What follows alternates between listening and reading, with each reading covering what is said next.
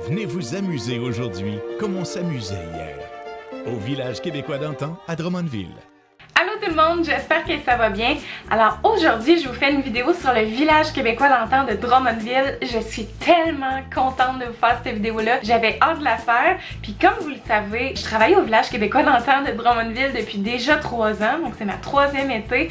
Puis cet endroit-là fait un petit peu partie de mon identité pendant 4 mois de l'année.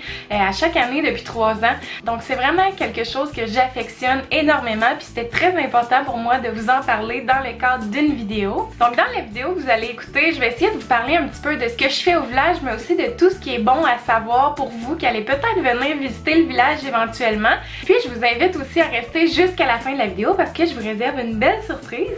Alors si vous voulez en savoir plus, restez à l'écoute. Donc premièrement, qu'est-ce que c'est le village québécois d'antan? Parce qu'évidemment, vous ne connaissez probablement pas tous le village québécois d'antan, surtout pour mes amis les Français. En fait, c'est un endroit qui a vraiment comme objectif de reconstituer un village québécois sur une période d'1 siècle, c'est-à-dire des années 1800 jusqu'à 1900. Donc nous, au niveau du village, on dit qu'on est en 1898, mais quand vous allez vous déplacer dans les maisons, vous allez voir qu'il y a des maisons aussi qui datent des années 1910, il y en a des années 1840, fait que tu sais, les maisons, ça va vraiment changer. Par contre, dans les rues, on se situe vraiment dans une année en particulier qui est 1898. Donc dans le village, vous allez vraiment voir tous les éléments qui étaient présents dans les années 1800, que ce soit au niveau de l'habillement, des métiers, des moyens de transport, de la culture de l'époque, de l'alimentation de l'époque. Vous allez vraiment tout découvrir ça à travers votre visite au village québécois d'antan de Drummondville. Ensuite de ça, au niveau de la clientèle, je vous dirais que le village québécois d'antan, c'est vraiment parmi les attractions touristiques au Québec qui sont vraiment pour tous les types de clientèle. C'est-à-dire qu'au village, il y a le côté plus culturel et historique qui est souvent plus populaire pour les personnes un peu plus âgées parce que ça va aller évoquer chez eux des souvenirs. Donc souvent, les personnes âgées vont venir au village québécois d'antan pour se rappeler des souvenirs. Ils vont voir telle machine que quelqu'un utilise, ils vont se dire « Ah, ma grand-mère utilisait cette machine-là » ou « Ma grand-mère portait ça ». Donc c'est vraiment dans le but de créer des souvenirs, de se rappeler aussi, dans le fond, dans quel type d'endroit ils ont grandi parce qu'il y a des maisons qui datent des années 1900. Fait que souvent, les personnes âgées vont peut-être se retrouver parmi ça. Ensuite de ça, au niveau de la clientèle enfant, on a des nouveautés depuis plusieurs années qui peuvent vraiment intéresser les enfants. C'est-à-dire que oui, les enfants peuvent être intéressés par le côté historique, mais surtout le côté divertissement qui est offert par les petites enquêtes, qui est en fait une enquête que les enfants doivent résoudre. Fait que ça, l'enquête, en fait, ça change d'année en année. Donc quand même que vous avez visité le village l'année passée, ben là, ça va être une toute nouvelle enquête qui, cette année, j'ai eu la chance de l'écrire avec mon copain Jean-Sébastien. On est super contents, super fiers. On a travaillé très fort sur cette enquête-là. Donc si jamais vous êtes intéressé à la faire, ça va vraiment nous faire plaisir. Donc l'enquête cette année, c'est la société secrète. Donc il y a une société secrète dans le village, il y a quelque chose qui se trame. On sait pas quoi, on sait pas qui est dedans, on sait pas qu'est-ce qui se passe, on sait pas c'est où, mais on sait qu'il y a quelque chose qui se passe.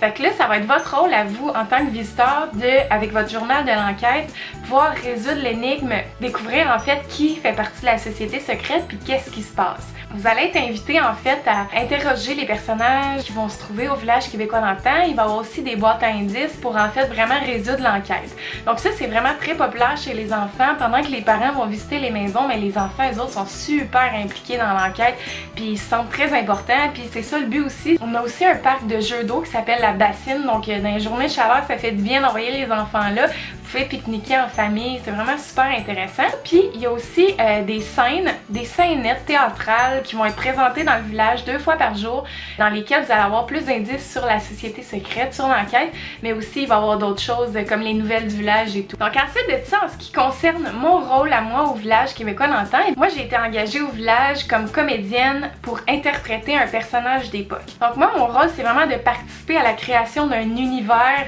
fictif qui se doit d'être réel pour vous et qui va vous permettre aussi de voyager. Donc je vais vous montrer un petit peu mes personnages plus tard, c'est quoi mes costumes, c'est quoi mes personnages, parce que cette année j'ai la chance d'en jouer 2 puis je suis super contente, je les adore vraiment. Fait que j'ai hâte de vous montrer ça. Sinon, ce qui est important à savoir, c'est que moi, quand je suis au village québécois d'antan, j'ai un rôle à jouer, j'ai quelque chose de très important à faire, c'est-à-dire de ne pas décrocher de mon personnage. Donc si j'incarne un personnage des années 1800, je suis pas au courant du futur, je sais pas c'est quoi une YouTuber, puis je sais pas c'est qui Mégane Renaud. Fait que au risque de peut-être vous décevoir parce que là j'ai déjà rencontré des abonnés depuis le début de la saison qui sont venus me voir puis qui voulaient comme vraiment jaser avec la youtubeuse, mais malheureusement moi je me dois de ne pas décrocher. Fait que j'ai senti une petite déception de la part de mes abonnés parce que j'ai vraiment pas décroché, puis tu sais comme ils me disaient ah Megan, tu sais, t'es youtubeuse, nanana, pis j'étais comme non, tu sais, c'est quoi une youtubeuse, tu sais, je sais pas c'est quoi moi en tant que personnage d'époque. Fait que c'est là que ça peut venir peut-être un petit peu vous décevoir. Cependant, si vous me voyez dans la vie en général, c'est sûr que ça me fait plaisir de parler avec vous. Puis si vous me voyez au village, mais vous pouvez venir me dire bonjour, jaser avec moi, prendre des photos, ça me fait plaisir. Mais c'est sûr que je peux pas décrocher de mon rôle, je peux pas dire que je connais Megan Renaud parce que techniquement, je la connais pas quand je joue mon rôle, alors voilà, ça c'était vraiment important pour moi que je vous précise ça parce que je veux pas que vous viviez de déception, là. Avec les abonnés que j'ai rencontrés, j'ai l'impression que peut-être ils ont été déçus que, tu sais, je leur parle pas de, tu sais, moi dans la vraie vie, mais malheureusement, c'est une des réalités de tout ça. Donc, quand vous visitez le village, vous allez rencontrer deux types de personnages. Il y a les personnages dans les maisons. Donc, les personnages dans les maisons, ils vont avoir une trame beaucoup plus historique. Donc, quand vous rentrez dans les maisons, vous rencontrez les personnages, ils vont vous parler vraiment de leur maison, pourquoi telle affaire est là, pourquoi ils utilisent telle machine, pourquoi il y a autant de chaises autour de la table, etc. Si c'est une femme, elle va vous parler de son mari, qu'est-ce que son mari fait dans la vie et tout. Fait que c'est vraiment plus historique. Puis le deuxième type de personnage, c'est les animateurs de rue, qui est les personnages que vous allez retrouver dans les rues. Donc ça, c'est des personnages qui sont beaucoup plus sur une trame théâtrale que je pourrais dire, puis humoristique. Donc moi, je fais partie des animateurs de rue. Donc sans plus tarder, je vais vous présenter mes personnages parce que je suis super contente. Cette année, j'ai deux personnages que j'aime vraiment beaucoup. Alors, je vais vous présenter mon premier personnage. Alors, on va claquer des doigts puis ça va être full magique. Alors, voici mon premier personnage.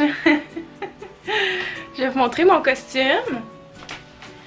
Donc, en fait, vraiment, l'élément le plus important, c'est le voile ici en haut, là. Puis en fait, c'est une robe longue noire.